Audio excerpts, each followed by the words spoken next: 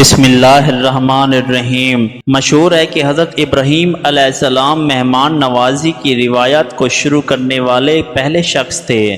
آپ بے حد مہمان نواز تھے اور اللہ تعالیٰ کو آپ کی یہ ادا بہت پسند تھی۔ روایات میں ہے کہ آپ تب تک کھانا تناول نہ کرتے جب تک کہ کسی مہمان کو اپنے ساتھ کھانے میں شریک نہ کر لیتے۔ چنانچہ ایک مرتبہ ایسا ہوا کہ آپ کسی انسان کو تلاش کرنے کے لیے گھر سے نکلے تاکہ اسے مہمان بنا سکیں۔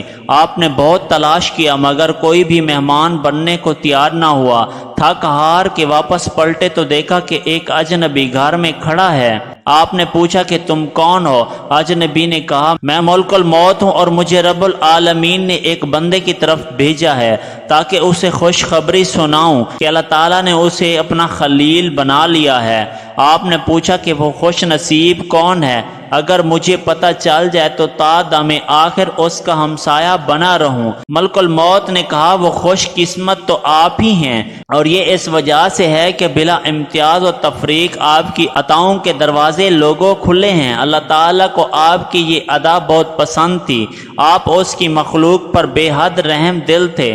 آپ کا شمار 5 اولو العزم انبیاء میں ہوتا ہے۔ اللہ پاک نے قرآن پاک میں 35 مقامات پر حضرت ابراہیم علیہ السلام کا ذکر خیر فرمایا۔ آپ نے 33 برس کی عمر میں حضرت سارہ سے نکاح کیا اور حران مصر کی طرف ہجرت کرنے کے بعد فلسطین اور ایلیا کے درمیانی علاقے سبا میں سکونت اختیار کر لی۔ وہاں آپ نے ایک کنواں کھودا اور مسجد بنائی۔ لوگوں کے بے حد جا ستانے اور اذیتیں پہنچانے کی وجہ سے آپ نے وہاں سے بھی ہجرت فرمائی اور رملہ اور ایلیا کے درمیانی علاقوں میں سکونت اختیار کی۔ وہاں بھی آپ نے ایک کنواں کھودا۔ کتب تواریخ میں آپ کے بے شمار فضائل بیان ہوئے ہیں۔ الغرض آپ سب سے پہلے تھے جنہوں نے ختنہ کیا، مہمان نوازی کی روایت قائم کی، سرید بنایا، باقاعدہ شلوار پہنی، اور آپ ہی پہلے شخص ہیں جس نے بڑھاپا دیکھا۔ آپ نے حضرت سارہ علیہ السلام کی وفات کے بعد 2 عرب عورتوں سے نکاح کیا۔ ایک کا نام کنتورہ تھا اور اس سے آپ کے 6 لڑکے پیدا ہوئے۔ دوسری کا نام حجور بنت حریر تھا، اس کے بطن سے 5 لڑکے پیدا ہوئے۔ تاریخ طبری میں مصنف امام ابن جریر طبری علیہ رحمہ لکھتے ہیں کہ اللہ تعالیٰ نے حضرت ابراہیم علیہ السلام کی روح نکالنے کا ارادہ فرمایا تو ایک بوڑھے آدمی کی شکل میں موت کے فرشتے کو بھیجا۔ صدی سے مروی ہے کہ ایک روز آپ لوگوں میں کھانا تقسیم فرما رہے تھے کہ ایک بوڑھا چلتا ہوا آیا۔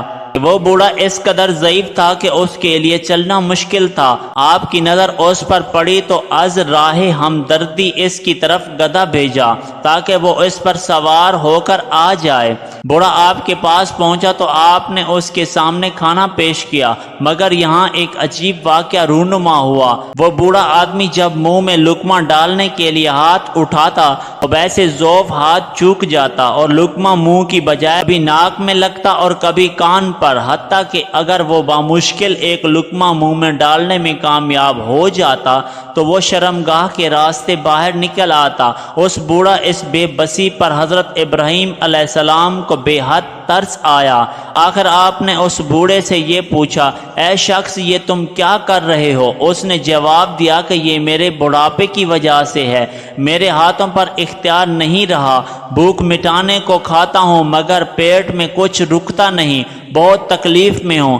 آپ نے پھر پوچھا تمہاری عمر کیا ہے؟ اس نے عمر بتائی۔ آپ نے فرمایا تم مجھ سے صرف 2 سال بڑے ہو، تو 2 سال بعد میں بھی اس حال کو پہنچ جاؤں گا۔ آپ نے اسی وقت دعا فرمائی اے اللہ اس حالت کے آنے سے پہلے مجھے موت دے دے۔ چنانچہ وہ بوڑھا اچانک اٹھ کھڑا ہوا جو کہ در حقیقت موت کا فرشتہ تھا، اور اس نے حضرت ابراہیم علیہ السلام کی روح قبض کر لی۔ اس وقت آپ کی عمر مبارک 2 سال تھی، اور ایک دوسرے قول کے مطابق 175 سال تھی، اور ایک تیسرے قول کے مطابق 190 سال تھی۔ مذکور ہے کہ حضرت داؤد علیہ السلام اور سلیمان علیہ السلام کی طرح حضرت ابراہیم علیہ السلام کو بھی موت اچانک آئی تھی۔